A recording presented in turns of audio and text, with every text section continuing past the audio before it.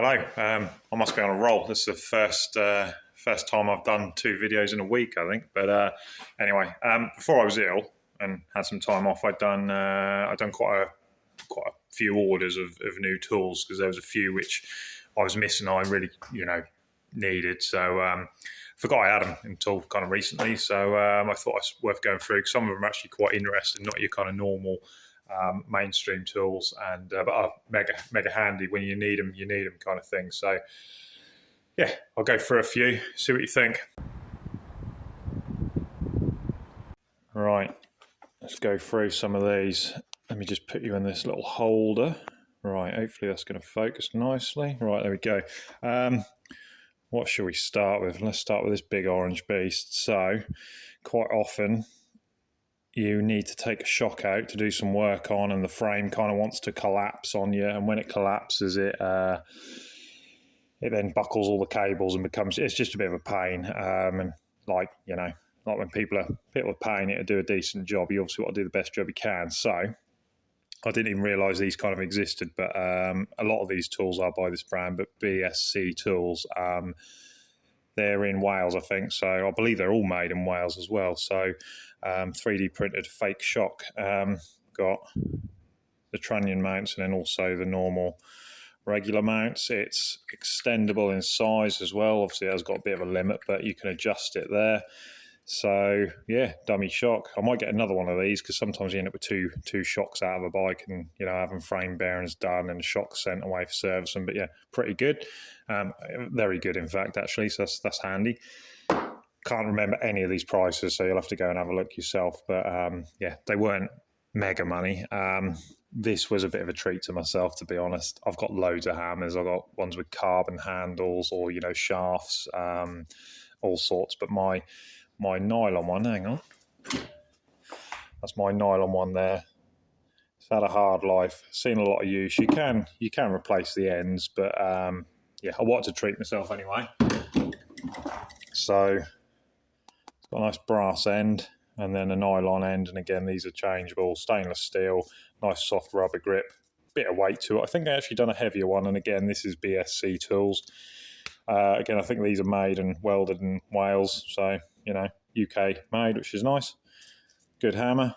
Almost seems to be it's almost a shame to kind of lay it into things, but again, that's a nice one. These are fairly generic, really, fairly normal. Just a park tool, kind of bottom bracket tool.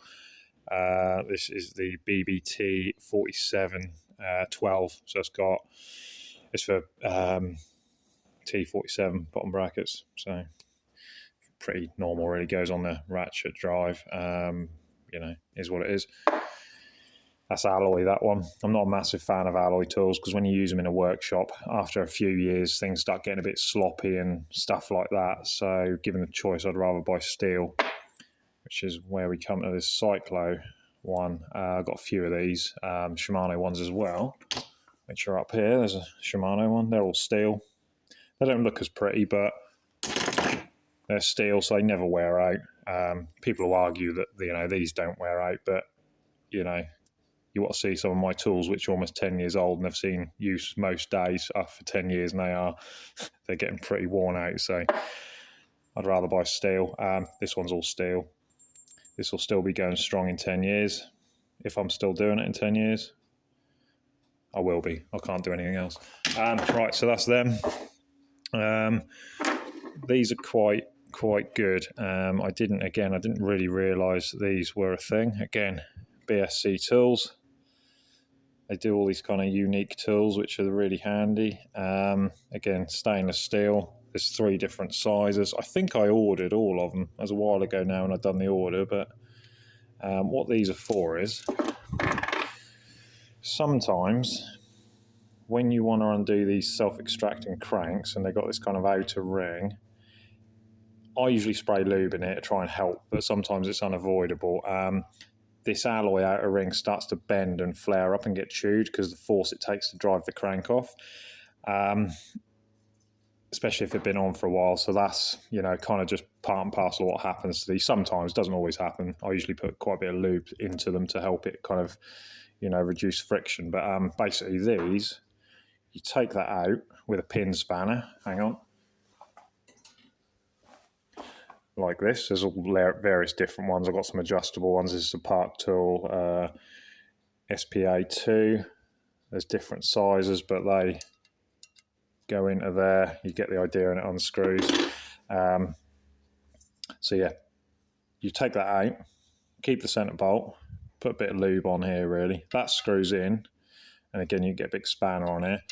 That does up, and because it's steel, it then you're fighting against the steel, so the steel won't distort, and off comes your crank. Take it out, bang your alloy one back in, job done. And these are predominantly for FSA. There's a few of them. I think there was 3 sizes, or there is 3 sizes, and I've ordered all 3, so they're super handy. Again, stainless steel, so it's going to last, forever really. You've got to go somewhere, wear that out or break it or something. I don't think you physically could, to be honest, using it for its purpose. So super good. Right, we come on to this.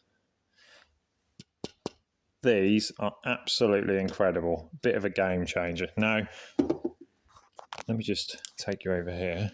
I use quite a basic Park Tool stand. I've got like a what I call a race day stand up there. One of the ones that rests on the bottom bracket and the forks, but I use this one quite often. It's just a basic one, nothing special, but it's what I've always used. Does the job.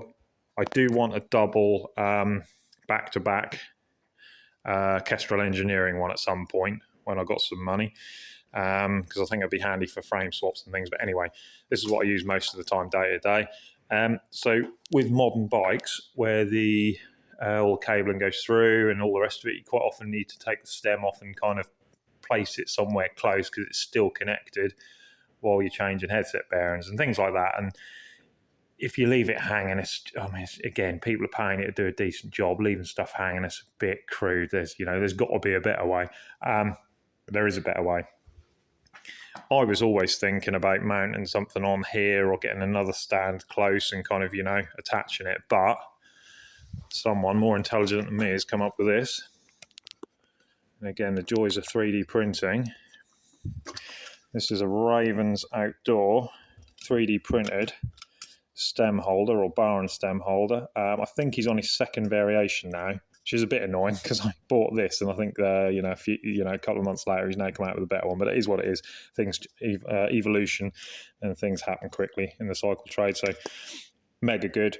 I think he's a Geordie chap. Could be wrong. I think it's kind of around kind of Newcastle area. He's probably from Sunderland, and we'll get annoyed with that. He might not even be from there. I think he is. I can't remember. On Instagram anyway, Ravens Outdoor there. So basically, this straps onto your top tube.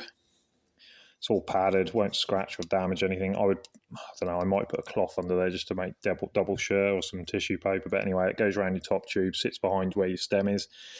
You take the stem off, you pop it onto this fake steerer tube with your stem stackers. You can put all your top cap and stackers and things in there if you want, and bolts or whatever you got.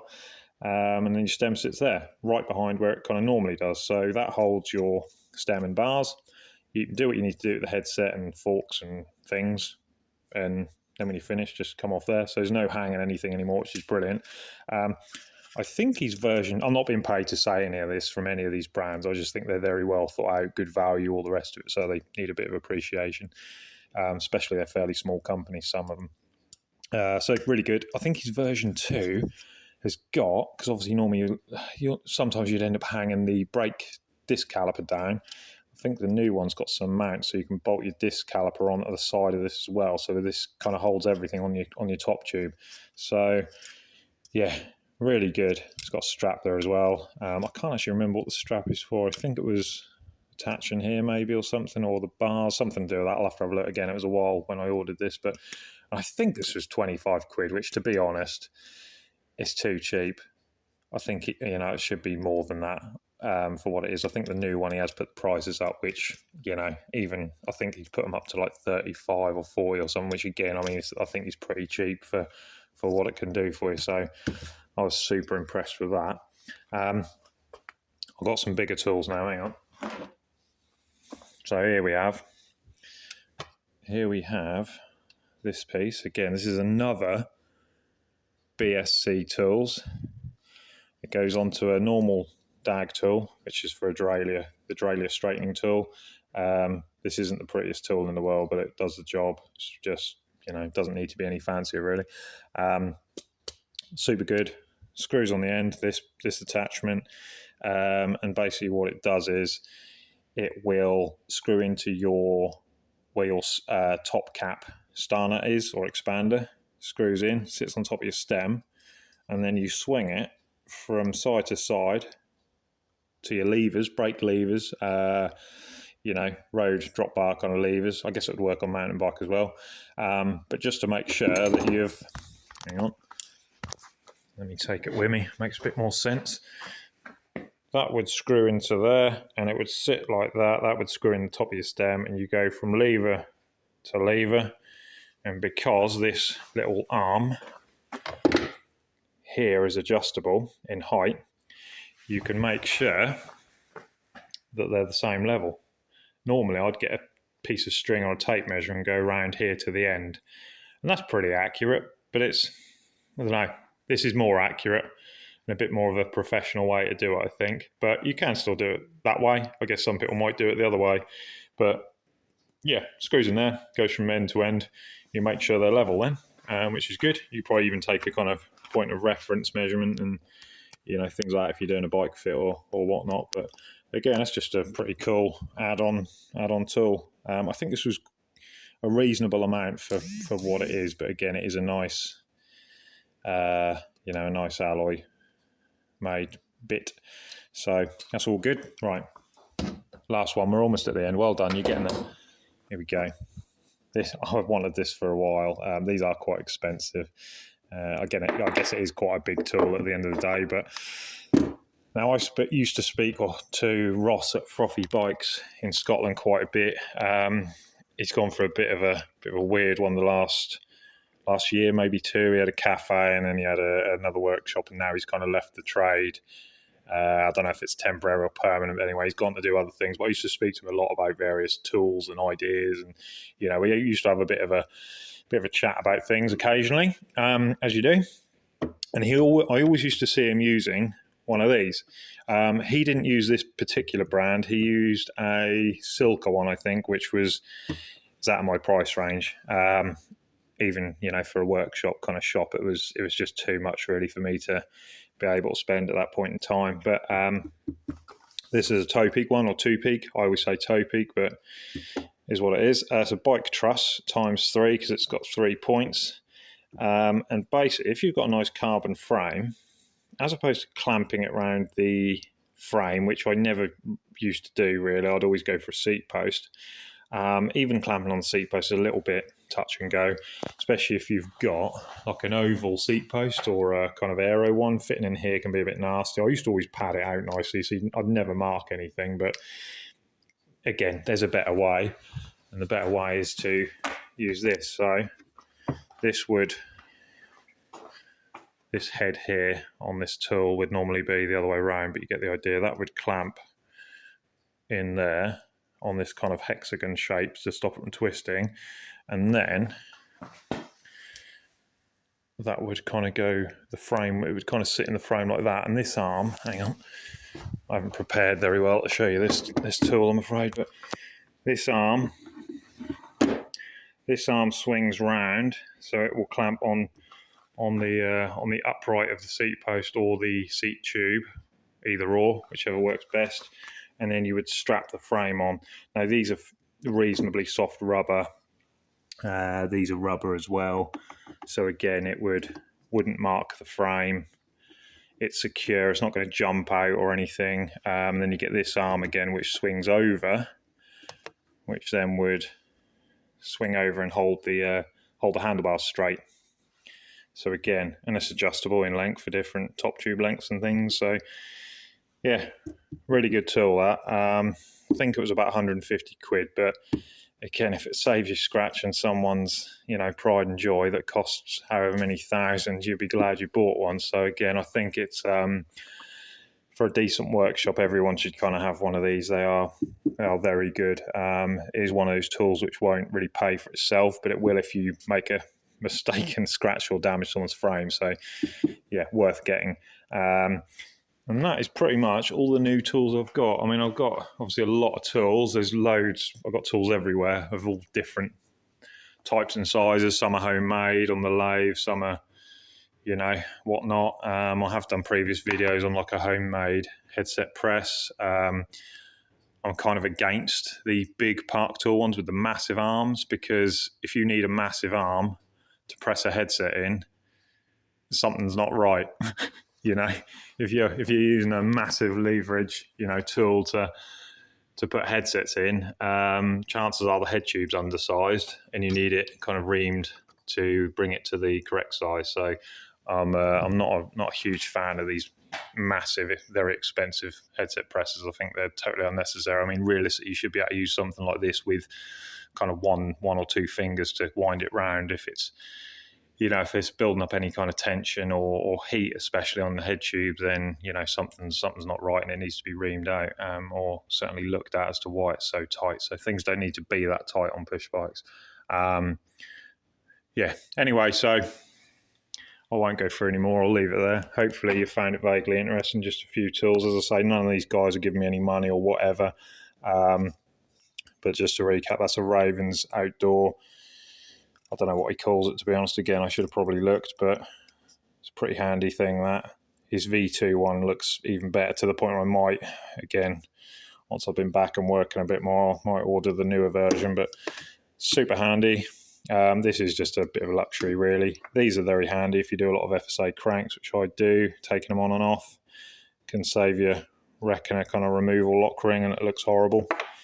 Use them instead. They come with, as well, they come with a nice little, you know, nice little holder. Maybe there's a fourth one, because there is a fourth thing there. Might have to have another look. I am a bit of a tool collector.